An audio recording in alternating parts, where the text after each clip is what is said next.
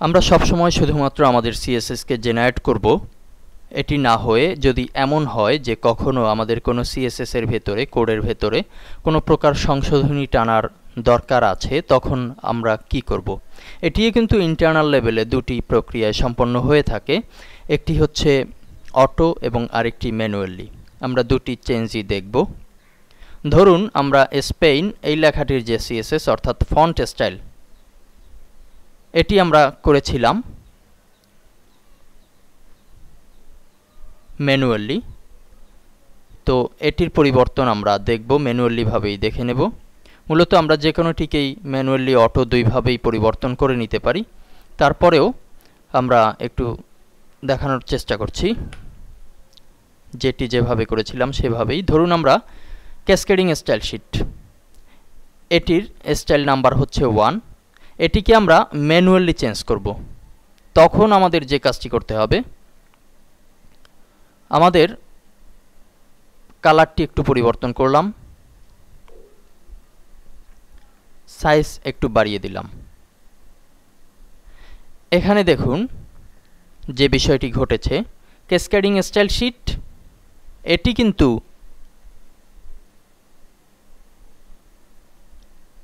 ঠিকই বড় হয়েছে, কিন্তু এই একই স্টাইল ছিল প্রেজেন্ট নামের এটি কিন্তু বড় হয়নি। তার মূল কারণ হচ্ছে আমরা এটিকে কিন্তু আলাদা একটি স্টাইল হিসেবে পেয়েছি স্টাইল 3 নামে।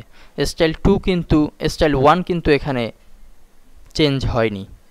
আমরা একটু ব্যাকে ফিরে যাচ্ছি।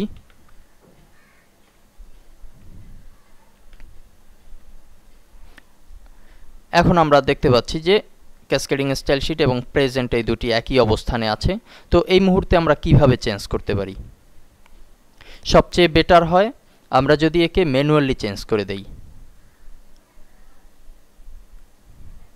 একটি সিস্টেম হচ্ছে আমরা এখান থেকে কালারকে চেঞ্জ করব, এখান থেকে একটি কালারকে চেঞ্জ করব। ধরুন আমরা এখানে একটি কালার যদি জেনারেট করি, এই কালারের জন্য একটি কোড আমরা পেয়ে যাব। এখানে একটি কোড পাচ্ছি এই নির্দিষ্ট কালারের জন্য। আমরা যদি এই কালার কোডটিকে কপি করে আমাদের এই স্টাইল 1 এর কালারটিকে পেস্ট করে দেই এবং সেভ দেই, তাহলে কিন্তু আমরা দেখতে পাচ্ছি যে আমাদের ক্যাসকেডিং স্টাইল শিটের এই কালারটি চেঞ্জ হয়েছে এবং প্রেজেন্টের জায়গায়ও কালারটি চেঞ্জ হয়েছে। একইভাবে আমরা যদি প্রিভিউ দেখি, রিলোড দেই, এখানেও কিন্তু ঠিক সেই একই চেঞ্জ হয়েছে। এটি যে নীল ছিল এখন কিন্তু নীল আকারে নেই, এটির কালার চেঞ্জ হয়েছে। এটি হচ্ছে একটি সিস্টেম। এবং আরেকটি সিস্টেম এর চেয়েও সহজ হবে। যদি আমরা স্পেন এই জিনিসটিকে ধরলাম, অর্থাৎ স্টাইল এই মুহূর্তে ফন্ট স্টাইল নামে আছে।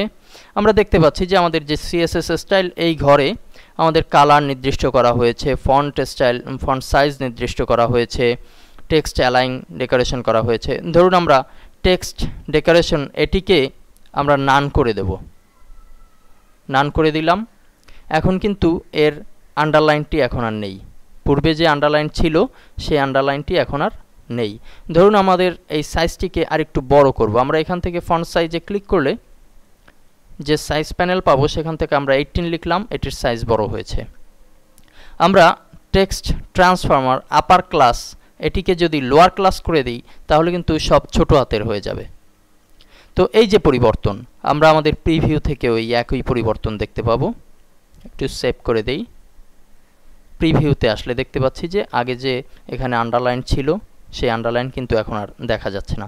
তো এই দুই প্রক্রিয়া, একটি হচ্ছে কোডিংয়ের ভেতর থেকে পরিবর্তন করা যাবে, আরেকটি হচ্ছে আমরা যেভাবে জেনারেট করেছিলাম সিএসএস এর ভেতর থেকে ঠিক সেভাবেই আবার আমরা যে স্টাইলটি সিলেক্ট থাকবে এখানে সেই স্টাইলটিকে এখান থেকে জেনারেট করতে পারবো।